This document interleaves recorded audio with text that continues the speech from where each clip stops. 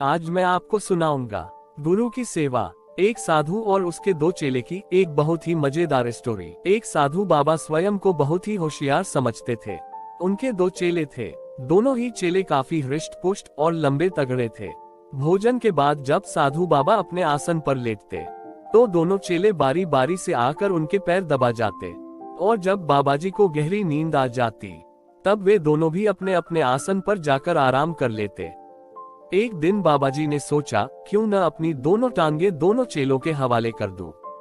इस तरह दोनों टांगों का बंटवारा करने से खूब सेवा होगी और मुझे अधिक सुख मिल सकेगा। ये सोचकर बाबाजी ने अपनी दाई टांग एक के हवाले की और बाई टांग दूसरे को दे दी। दोनों टांगे चेलों के हवाले करने के बाद बाबाजी सुख से रहने लगे। चेले भी अपने हिस्से में आई हुई टांग की सेवा तन मन से करने लगे। अपनी अपनी टांग को मजबूत और स्वस्थ बनाने के लिए उनमें होड़ लग गई। रात दिन मालिशें होने लगी, टांगों को कसरतें कराई जाने लगी और हर तरह से दोनों चेले अपनी अपनी टांगों की रक्षा में लगे रहे। बाबाजी बड़े चतुर थे। वे चाहते थे कि चेलों पर डांट डपट होती रहे। इसके लिए वे कभी बाई टांग को मोटा हुआ बताते और कभी दाई टांग को अधिक स्वस्थ हुआ कहते। वे कभी एक चेले की प्रशंसा करते, कभी दूसरे की, ताकि सेवा में किसी तरह की कमी न रह जाए। धीरे धीरे चेलों में मतभेद पैदा होने लगा। बाबाजी के द्वारा एक की तारीफ करने पर दूसरा चिढ़ जाता। एक से एक बढ़ चढ़कर दोनों यही चाहते थे कि गुरुजी उनसे हमेशा प्रसन्न रहें। एक दिन एक चेले के मन में विचार आया। वह सोचने लगा कि यदि मैं बाबाजी की दाई टांग तोड़ दूं तो दूसरे चेले के पास क्या रह जाएगा। निश्चित ही उसकी तो छुट्टी हो जाएगी, न रहेगा बांस न बजेगी बांसुरी। और हुआ भी ऐसा ही। एक बार जब बाबाजी की दाई टांग का मालिक कहीं गया हुआ था तो दोपहर के भोजन के बाद बाबाजी ने अपने आसन पर लेट लगाए कि तभी बाई टांग वाले चेले ने उनकी दाई टांग को पकड़ लिया। अरे रे, यह क्या करते हो? बाबाजी चिल्ला उठे। कुछ नहीं महाराज, देखना चाहता हूँ कि यह टांग कितनी मजबूत है। आप निश्चिंत रहें, आपका कुछ नहीं बिगड़ेगा, कहकर उसने टांग को अपनी तरफ खींचा और उससे तोड़ डाला।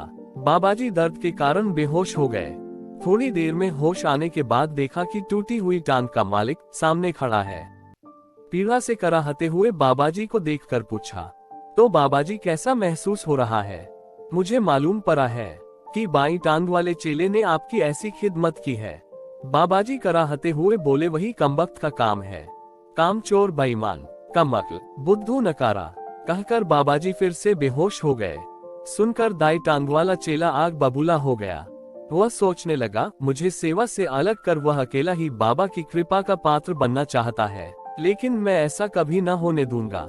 मैं उसे अकेले बाबाजी की सेवा नहीं करने दूंगा। मैं इसका बदला उससे जरूर लूंगा। सोचकर उसने बाबाजी को होश में लाया और उसके हिस्से वाली टांग को पकड़कर खींचा। बाबा चिल्लाए, ठहरो ठहरो, अब तुम ये क्या करने जा रहे हो? क्रोध से भरे हुए चेले ने उत्तर दिया, इस टांग के साथ मैं भी वही करूंगा जो उसने मेरी वाली टांग के साथ किया है। उसने मेरी टांग तोड़ी है, अब मैं भी इसका भरता बना डालूंगा। बाबा चिल्लाए, अरे कामबख्तो, ऐसा ना करो, कम से कम एक टांग को तो ठीक रहने दो। बाबा ने बड़े प्रेम से उसे समझाया, बेटा ये टांग तो मेरी है, उसकी नहीं। इसे भी तोड़ डालेगा तो फिर मेरे पास क्या बचेगा? चेले ने उत्तर दिया, गुरुजी आप ही कहते हैं कि दुष्ट के साथ दुष्टता ही करनी चाहिए। उसने मेरी वाली टांग तोड़ दी, जब तक मैं उसका बदला न लूंगा मुझे बिल्कुल चैन न पड़ेगा। मैं इस टांग को तोड़कर ही मानूंगा। कहकर चेले ने दाई टांग को पकड़कर खींचा और उसके 4 टुकड़े कर दिए। बाबाजी अब मेरा बदला पूरा हुआ, कहकर चेला वहां से दूसरे गुरु की तलाश में चल पड़ा। इधर बाबाजी हाय हाय हाय रे मेरी किस्मत कहकर रोने लगे। धन्यवाद दोस्तों, आपको ये कहानी कैसी लगी नीचे कमेंट करके हमें जरूर बताइएगा। अगर आपको ये कहानी पसंद आई हो तो अपने दोस्तों के साथ वीडियो को शेयर जरूर करें और ऐसी ही प्यारी कहानियां सुनने के लिए हमारे YouTube चैनल से जुड़े।